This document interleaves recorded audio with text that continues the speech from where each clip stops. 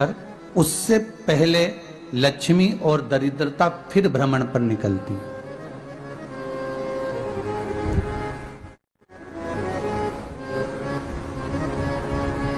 शिव भ्रमण कर कर जब वापिस आ जाते हैं, हिंदू धर्म में पीपल के वृक्ष की जो गणना वराह पुराण में करी गई है, 4 बजे से 7 बजे तक शिव के भ्रमण का समय बताया है शाम को। तो 7 बजे से लेकर फिर रात्रि 9 बजे तक लक्ष्मी और दरिद्रता फिर भ्रमण पर जाती है। इनका एक समय निश्चित है महाराज। भ्रमण कर कर आ जाना। अब इस बीच में जब लक्ष्मी और दरिद्रता दोनों निकल कर जा रही हैं, तो दोनों एक भाव रख कर जाती हैं कि आज हमको कहां प्रवेश करना है।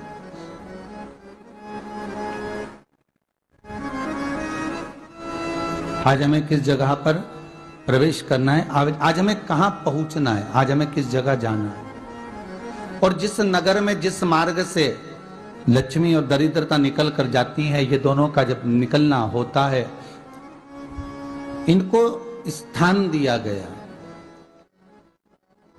जहां पर स्वच्छता हो, घर के दरवाजे पर रंगोली डली हुई हो, द्वार पर जल छीटा गया हो।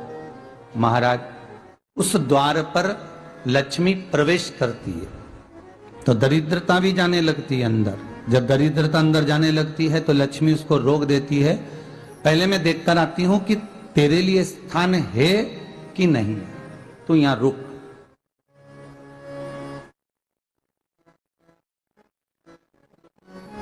कुछ देर तक दरिद्रता बाहर खड़ी रहती है और लक्ष्मी जी की बड़ी बहन जब दरिद्रता बार बार अंदर जाने का प्रयास करती है तो लक्ष्मी जी कहती हैं, जी तू इतनी बड़ी होकर तुझे मालूम है तू तेरा सम्मान होना चाहिए, आदर होना चाहिए, और तू अंदर चली जाए और कोई तेरा सम्मान ना करे तो कितना बुरा लगेगा, इसलिए तू बाहर खड़ी रहे। मैं अभी आई। अंदर जाती है और जब लक्ष्मी जी भ्रमण कर लेती हैं, अंदर प्रवेश कर कर आती हैं और प्रवेश कर कर आती हैं तो दरिद्रता पूछती है चले अंदर। तो लक्ष्मी जी कहती हैं, तुझे मालूम नहीं है क्या जी कि जिस घर में मैं प्रवेश कर जाती हूं उस घर में फिर दरिद्रता नहीं जा सकती, क्योंकि ये तेरा वचन था, ये तेरा वचन था।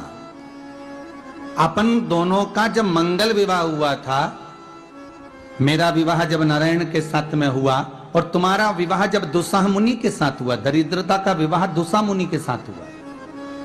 जब अपना दोनों का विवाह हुआ था तो अपन दोनों ने एक वादा करा था कि जिस घर में लक्ष्मी प्रवेश कर जाएगी उस दिन फिर दरिद्रता नहीं जाएगी, और जिस घर में दरिद्रता प्रवेश कर जाएगी उस घर में फिर लक्ष्मी नहीं जाएगी। अब जब मैं अंदर देख कर आ गई हूं तो तू अंदर नहीं जा सकती, अर्थात लक्ष्मी के चरण जिस घर में पड़ गए उस घर में फिर दरिद्रता प्रवेश नहीं कर रही। चलते चलते फिर दरिद्रता ने देखा और लक्ष्मी जी इसको लेकर गई और लक्ष्मी जी ने देखा कि इसके दरवाजे पर जल नहीं छीटा गया, इसके दरवाजे पर ना रंगोली डली है, इसका द्वार साफ नहीं हुआ है, इसके द्वार पर दीप नहीं है, इसके द्वार पर कलश नहीं है, इसके दरवाजे पर ढेर सारा कचरा पड़ा हुआ है, कोई श्वान कोई कुत्ता गंदगी भी कर कर चला गया है, कहीं बिल्ली ने गंदगी कर रखी है, कहीं जीवों ने कुछ गंदा गिरा रखा है। तो फिर लक्ष्मी जी कहती है, जी अब मैं होकर आ गई थी ना, अब तू जा, तू होकर आ। और दरिद्रता प्रवेश करती है।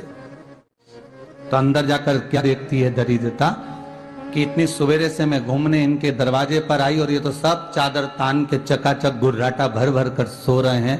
तो दरिद्रता कह देती है, तुम्हारा भाग्य ही बेकार है, तुम्हें क्या करूं, तुम ऐसे ही सोते रहो। और दरिद्रता गुस्से में बाहर निकल कर आती है, लक्ष्मी से कहती है, लक्ष्मी तू इसके घर में जाना ही मत ही। तो दरिद्रता को कहती है, जी तेरी बात नहीं मानूंगी क्या मैं? लक्ष्मी जी बोली, मैं तेरी बात नहीं मानूंगी, बिल्कुल नहीं जाऊंगी इसके घर में, तू चिंता मत कर, चल आगे चले। फिर आगे बढ़े। ये लक्ष्मी और दरिद्रता का प्रवेश है। आपके घर का द्वार, आपके घर का दरवाजा। फिर निवेदन करूंगा एक बहुत सुंदर बात, हमें महाराष्ट्र से सीखना चाहिए, हमें साउथ से सीखना चाहिए, दक्षिण से। जिस समय पर भक्ति देवी यमुना जी के घाट पर रो रही थी अपने पुत्र ज्ञान और वैराग्य को गोदी में लेकर, समय देवऋषि नारद ने प्रश्न किया था कि तुम कहां पर पोषित हुई हो, तुम्हें ऊर्जा कहां से प्राप्त हुई?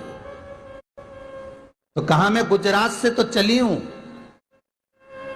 और वहां से चलती चलती भक्ति देवी कहती है मैं बहुत दुखी होकर, बूढ़ी होकर, द्रवित होकर, बड़ी दुख में वहां से चलते चलते जब मैं महाराष्ट्र में पहुंची तो मैंने वहां जाकर देखा कि वहां पर लोग हर पल हर घड़ी ब्रह्म मुहूर्त में उठकर स्मरण करते हैं, नाम जाप करते हैं और दरवाजे पर जल छीट कर रंगोली डालते हैं।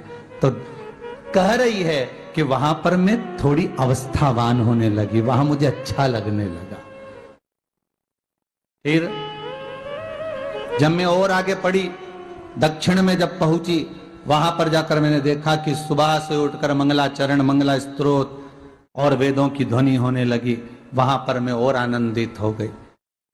हमें कुछ चीजें महाराष्ट्र से सीखना चाहिए कि वहां रहने वाले जो भगत हैं, वारकरी संप्रदाय के जो भक्त होते हैं, वैष्णव जो धर्म के भक्त होते हैं, उनका नियम है सवेरे के समय घर में पानी है कि नहीं है, पर जब भी वो घर का दरवाजे के बाहर थोड़ा ना थोड़ा पानी तो छींट ही देते हैं। और छींटने के बाद फिर वहां पर अपने यहाँ तो दिवाली पे रंगोली बनती है जी, और वहां पर रोज की रंगोली बन जाती है कि कभी हो सकता है परमात्मा राह भूल कर हमारे घर में प्रवेश कर जाए, इसलिए वहां प्रतिदिन की रंगोली, प्रतिदिन।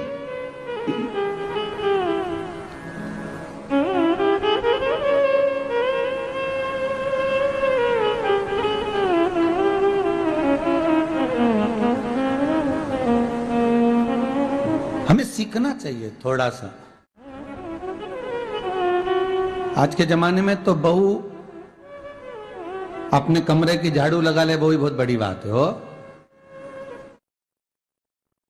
खड़ी खड़ी बहू ये देखती रहेगी कि नौकरानी सही से झाड़ू लगा रही, वहां से लगा के लाओ, इधर से हेड के ले जाओ, वहां से कचरा सोरो, वहां से पोछा लगाओ। खड़ी रहेगी, उंगली से बताती रहेगी, पर इतना नहीं बनेगा कि सेविका से, नौकरानी से, दासी से कह दे कि तू मम्मी पापा के कमरे की लगा ले, मैं मेरे कमरे की लगा लूंगी, तू जा उधर। थोड़ा दया का भाव अगर होता तो उसके मन में भी आता कि मेरी बड़ी सेठानी तो अपनी जगह पर है, पर छोटी तो सेठानी की भी बड़ी सेठानी है जो मुझ पर करुणा करती रहती है। पर बड़ी तो कहे कि बेटा रहने दे, तू उधर ले जा, जब भाभी के कमरे में देख ले जा, उसके बच्चों का बड़ा फैलारा रहता ना, तो उधर देख ले जा, तो जरा उधर, मां उधर भेज रही है।